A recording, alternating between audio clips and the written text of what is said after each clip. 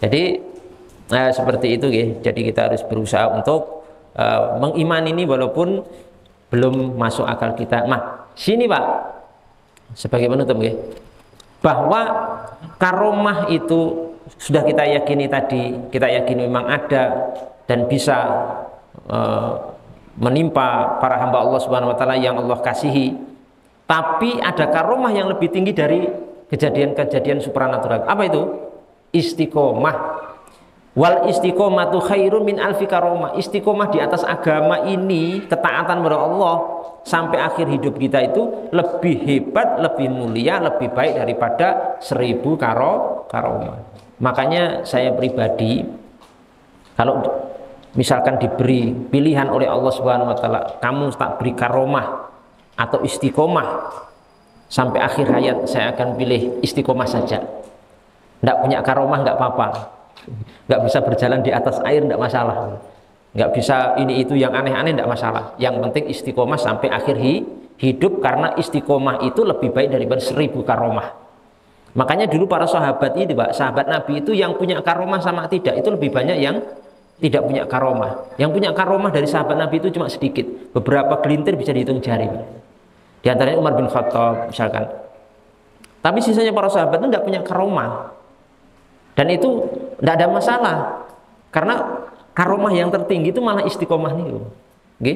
Istiqomah. Saya pengen istiqomah di atas ketaatan, istiqomah di atas ilmu, di atas dakwah ini, bisa menyampaikan ilmu, bisa mengajarkan agama Allah kepada umat manusia, bisa mendekatkan mereka untuk cinta kepada Allah, cinta kepada Islam. Itu harapan saya, karomah itu saja sih. Istiqomah yang seperti itu yang kita harapkan. Walaupun tidak punya yang kejadian aneh, tidak masalah. Bagi saya itu lebih utama dan lebih besar di sisi Allah Subhanahu wa taala.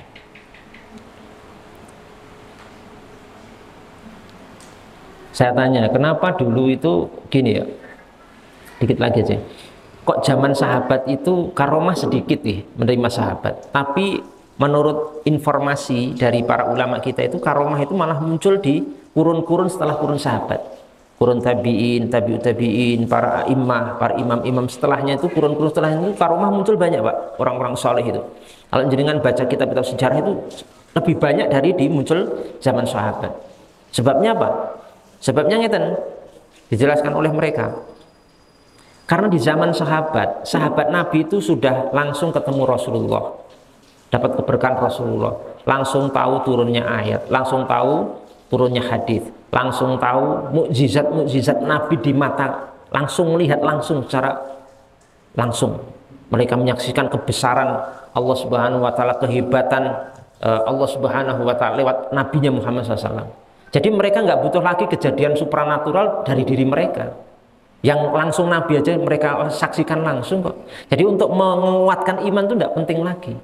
Nah, cuma karomah itu muncul di zaman-zaman belakangan. Karena apa? Zaman belakangan itu tidak pernah ketemu Rasulullah, tidak pernah ketemu Nabi Muhammad SAW, tidak langsung menyaksikan mukjizat Nabi, tidak pernah langsung menyaksikan turunnya Quran dan seterusnya. Maka memerlukan adanya penguatan kebesaran Allah Subhanahu wa taala. Makanya Allah Subhanahu wa taala memberikan karomah lebih banyak di zaman-zaman setelah kurun sahabat Nabi Muhammad sallallahu alaihi wasallam. Ya seperti tadi ya, beberapa kisah yang sudah saya sebutkan tadi itu, cobalah nanti jenengan bisa membaca itu Bughyatul Adqiya karangan Syekh At-Tarmasi itu, nanti contoh-contoh karomah yang luar biasa yang dialami para hamba Allah Subhanahu wa taala.